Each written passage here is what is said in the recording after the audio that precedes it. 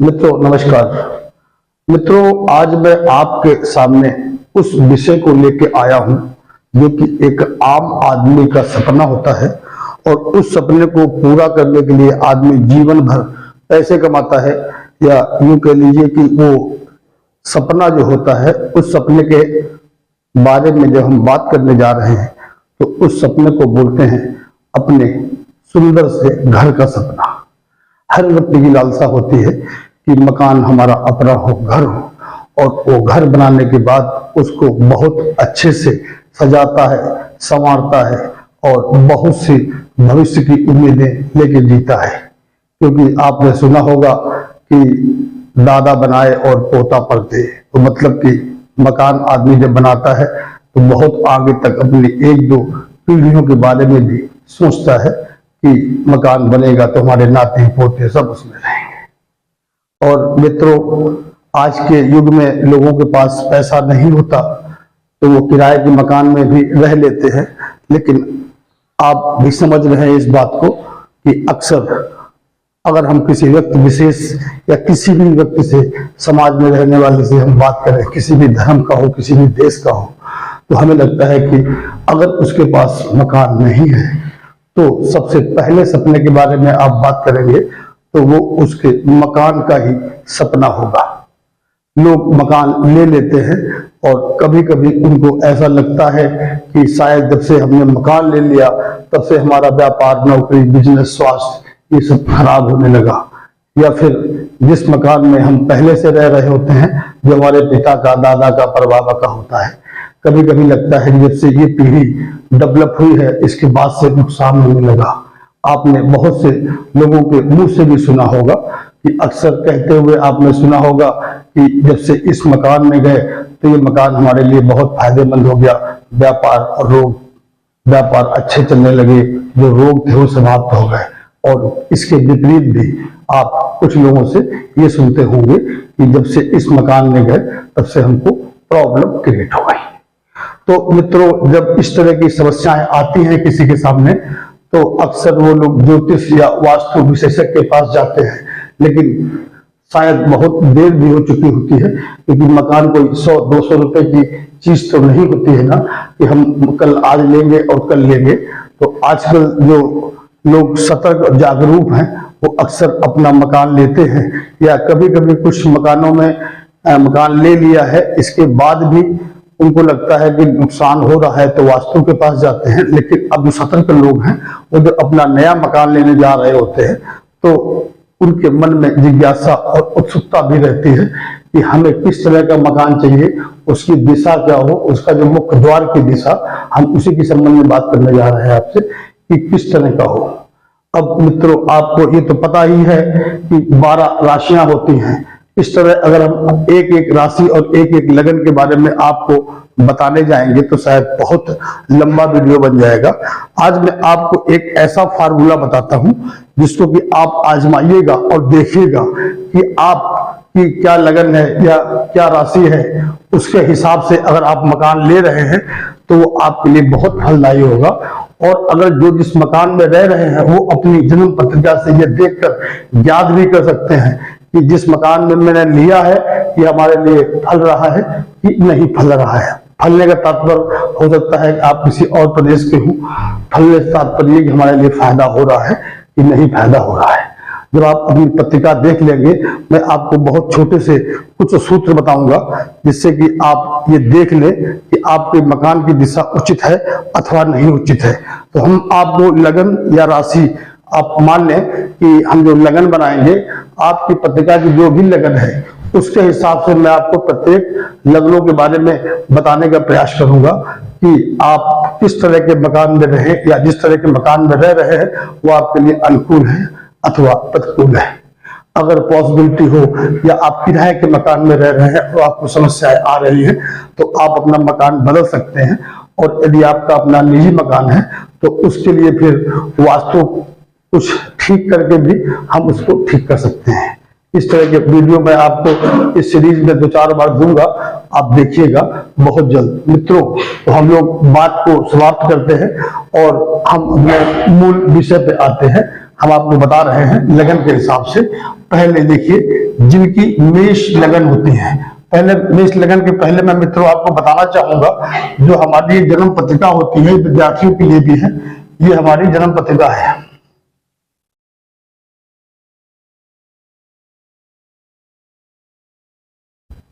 इस जन्म पत्रिका में ये हो गई हमारी कुंडली, किसी की भी कुंडली हो गई। काल पुरुष की कुंडली से मैं आपको थोड़ा समझाने का प्रयास करूंगा और बहुत सरलता से आप इसको समझ भी लेंगे।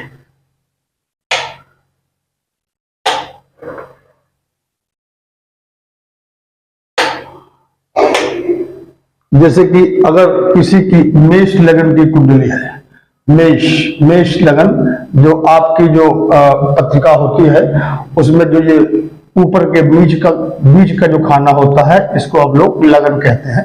जो लोग थोड़ा बहुत नहीं जानते हैं उनके बताने के लिए, तो अगर यहाँ पर 1 नंबर लिखा होता है तो उसको हम बोलते हैं मेष लगन।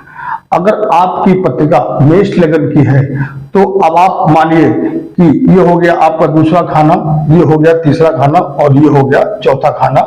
इसी प्रकार 5वां, 6वां, 7वां, 8वां, 9वां, 10वां, 11वां और 12वां, इस तरह की कुंडली बनी होती है।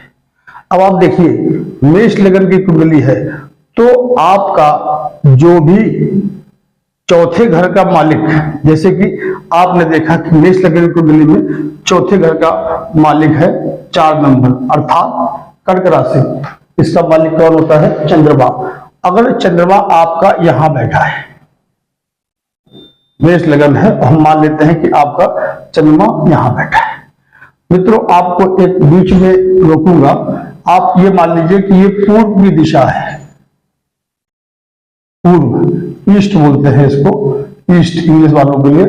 और इसको आप मान लीजिए ये है हमारी पश्चिम दिशा,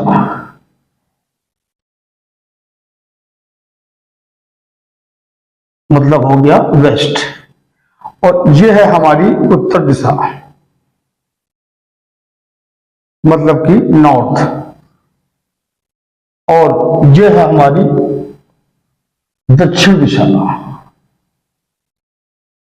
तो इसको हम बोलते हैं साउथ। ऐसे आप हर कुंडली में इस फार्मूले को आप मान लीजिए और याद रखिए। इस प्रकार मेष लगन की कुंडली थी और चौथे घर का जो मालिक चंद्रमा था वो यहां बैठा था। ये दिशा हमने बताई। अब आप इस दिशा को पूरब मानिए, जो पहला खाना है। और अगर हम दूसरे खाने की बात करेंगे तो आप मान लीजिए कि पूरब और उत्तर का खाना हो जाएगा। ये हो जाएगा पूरब और उत्तर का दिशा। और अगर इस खाने की बात करते हैं तो अब आप मान लीजिए कि पूरब और उत्तर ए भी होगा, लेकिन इधर चूंकि पूरब का ज्यादा पास में है तो जो मकान का जो आपका फेस होगा वो पूरब ज्यादा होगा, उत्तर कम होगा। ये मान लीजिए कि अगर 90 डिग्री है तो 60 करीब पूरब दिशा में होगा पोर्शन आपके मुख्य द्वार का, और 30% ऐसा होगा। इसी प्रकार हम मान लीजिए आपका ये वाला घर हो गया, तो ये पूरब, ये पश्चिम था। अब मान लीजिए इस घर में चंद्रमा आपका बैठ गया आकर, चौथे घर का मालिक चंद्रमा यहां बैठ गया। तो चंद्रमा अगर मान लीजिए यहां बैठ गया तो अब आप इसको देखिए, पश्चिम है ये और ये है आपका उत्तर। तो पश्चिम उत्तर जो दिशा होगी आपके मकान की वो आपके लिए सर्वाधिक उपयुक्त होगी। ज्यादा पोर्शन क्या होगा? पश्चिम, क्योंकि यहाँ पर चंद्रमा आपका बैठा है। अब यही चंद्रमा अगर मान लीजिए आपका यहां पर बैठा होता चौथे भाव का, तो ये क्या हो गया? उत्तर, और ये हो गया पश्चिम। तो उत्तर की तरफ ज्यादा पोजीशन होगी जो पोर्शन होगा, और पश्चिम की तरफ थोड़ा सा कम होगी। लेकिन जो आपका मकान होगा वो उत्तर और पश्चिम दिशा में होगा। अब जैसे कि हमने बताया कि चंद्रमा मान लीजिए यहां बैठा होता ठीक 10 नंबर में, 10वें भाव में, तो आप मान लीजिए कि आपका जो भी मकान का पोर्शन होगा वो दक्षिण दिशा का ही पूरा होगा। और यही चंद्रमा अगर आपका यहां बैठ गया है तो ये क्या हुआ? आपका दक्षिण और पूरब। दक्षिण में ज्यादा हिस्सा रहेगा और यहां और क्या कहते हैं, और पूरब का पोर्शन कम होगा। तो मित्रों ये आप फार्मूला शायद समझ गए होंगे कि इस तरह से बताया था। अब आपको मैं थोड़ा सा फिर से स्पष्ट करके बता दूं, जिससे आप लोग इस फार्मूले को हमेशा याद रखें। ये नंबर किसी भी कुंडली के अलग अलग हो सकते हैं, लेकिन आपको जो देखना है वो ये देखना है कि जो चौथा भाव है हमारा, चौथा भाव, इस चौथा भाव जैसे कि मेष लगन की कुंडली थी, तो हो सकता है कि हमारी ये क्या कहते हैं कि कुंडली 7 नंबर की थी, तो 8, 9 और ये हो गया 10। 10 का मतलब शनि। अब शनि जिन खानों में बैठा होगा तो वो आप मान लीजिए, अगर आप उस दिशा का मकान में रह रहे हैं तो आप ये मान लें कि आप हर प्रकार से फायदे में होंगे। और अगर वो दिशा, जैसे कि हम आपको उदाहरण सहित बता दें, ये आपको बताया था कि ये हो गया हमारा पूर्व, और ये वाला खाना हो गया पूर्व और उत्तर, और ये भी हो गया उत्तर और पूर्व, और ये आपका हो गया उत्तर, और ये आपका हो गया उत्तर और पश्चिम,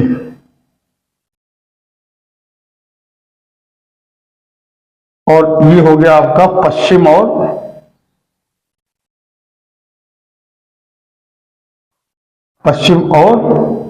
उत्तर, और ये आपका हो गया पश्चिम दिशा,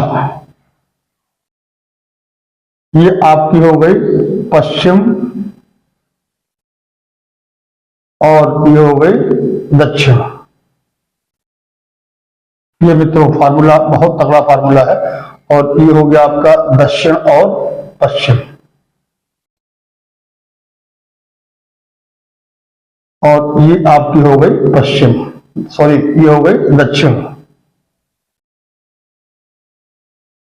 और ये आपका हो गया दक्षिण और पूर्व, और ये हो गया आपका पूर्व और दक्षिण।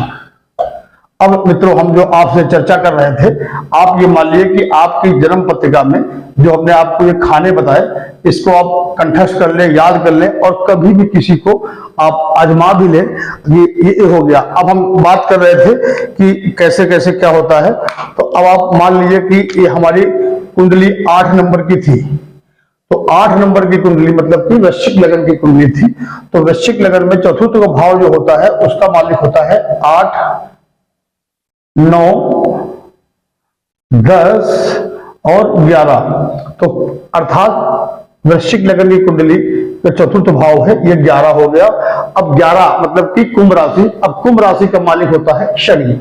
अब शनि अगर आपका यहां बैठा है 11वें भाव में, तो आपका जो भी मकान अगर दक्षिण और पूर्व दिशा का है, तो आप मान लें कि आपके लिए ये मकान बहुत उपयुक्त होगा।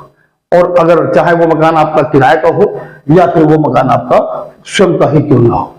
तो इस तरह थोड़ा सा कंफ्यूजिंग मैं और क्लियर कर देता हूं। हम मान लेते हैं कि हमारा जो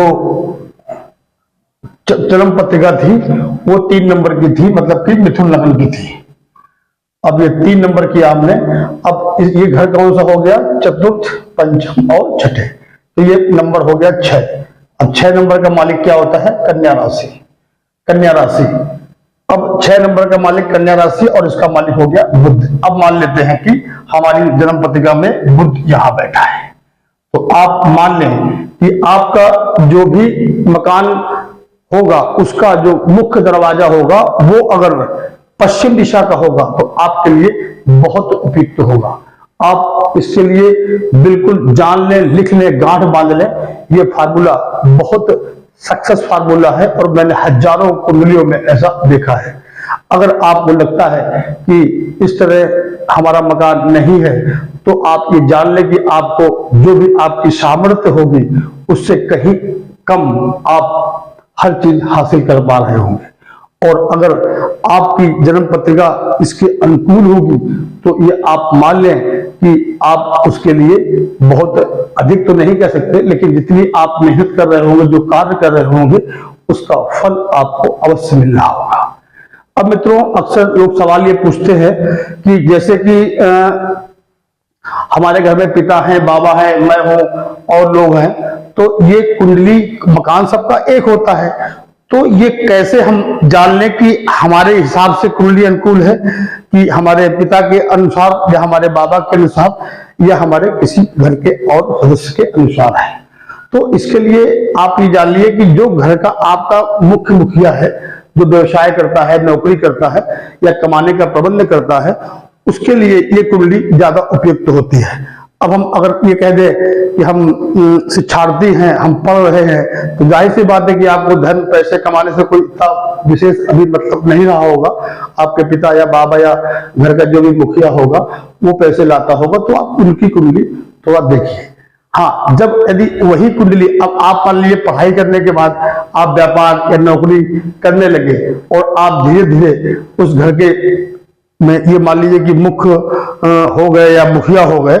मुखिया से तात्पर्य हमारा कि घर में जो खर्चा पैसे रुपए आने के जो चीजें होती हैं उसके मालिक आप हो गए, कि जिसका निर्वाह आप करने वाले हैं, तो ये कुंडली आपके लिए बिल्कुल सटीक लागू हो जाएगी। अभी इसके पहले मैंने एक शॉर्ट्स वीडियो में बताया था कि बहुत जल्द आपको मैं मकान कैसी किस दिशा में मुख्य दरवाजा होना चाहिए उसके बारे में वीडियो डालूंगा। अभी आप देखिए, मैं एक बार और आपको थोड़ा सा क्लियर कर देता हूं। यही कुंडली है, आप समझ गए कि आपकी जो भी पत्रिका है, ये पत्रिका आप देख लीजिए और आपकी जो चतुर्थ भाव का जो भी घर होगा, चतुर्थ भाव का जो भी घर होगा आपका, उसके मालिक को आपको देखना है, उसके मालिक को देखना है। देखिए पेन थोड़ा गड़बड़ कर रहा है। तो हमारी कुंडली के जो चतुर्थ भाव ये होता है, ये होता है चतुर्थ भाव। इस भाव में जो भी नंबर लिखा होगा, 10 नंबर लिखा है तो मकर राशि। अब इसका मालिक शनि इन किसी भी खाने में जहां बैठा होगा वो दिशा मैंने आपको लिख रखी है, उस दिशा में आप मकान लेंगे तो आपके लिए उपयुक्त होगा। अब हम मान लेते हैं कि यहाँ पर 2 नंबर लिखा है, तो 2 नंबर का मालिक कौन हो गया? शुक्र। शुक्र यहाँ बैठा है तो आपका मुख्य दरवाजा पूरा व दक्षिण होना चाहिए, तो आपके लिए श्रेष्ठकर होगा। यहाँ का 2 नंबर का मालिक शुक्र यहाँ बैठा है तो दक्षिण और पश्चिम जो आपका मकान होगा वो आपके लिए बहुत अनुकूल होगा। एक तो ये फार्मूला हो गया। एक फार्मूला मैं आपको हल्का सा और बताता हूं।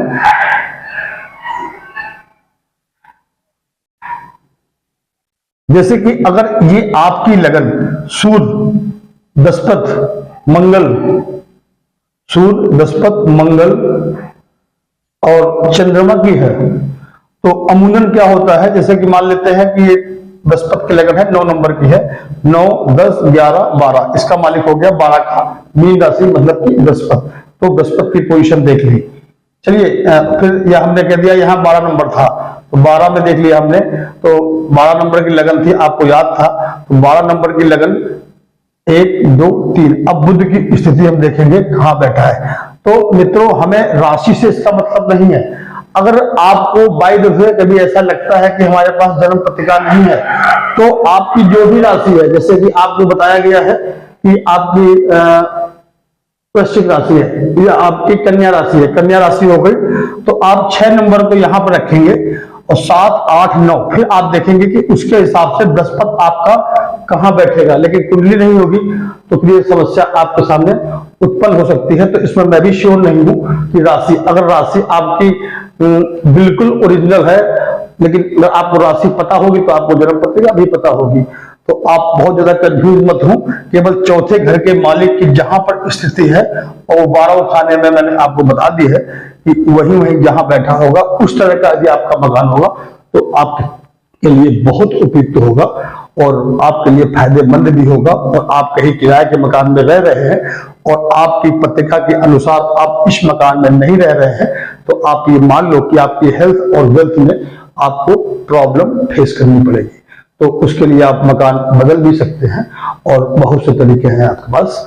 तो हमारे इस चैनल को सब्सक्राइब करते रहें और इससे हमारा मनोबल भी बढ़ेगा और मैं आप लोगों के लिए इस तरह के वीडियो अक्सर देता रहूंगा। हमारे चैनल को पंडित दिलीप तिवारी के नाम से है, सब्सक्राइब करें, लाइक करें और अपने मित्रों को शेयर भी करते रहें, जैसे कि जिससे कि उनको भी इस संबंध की जानकारी मिल जाए। नमस्कार।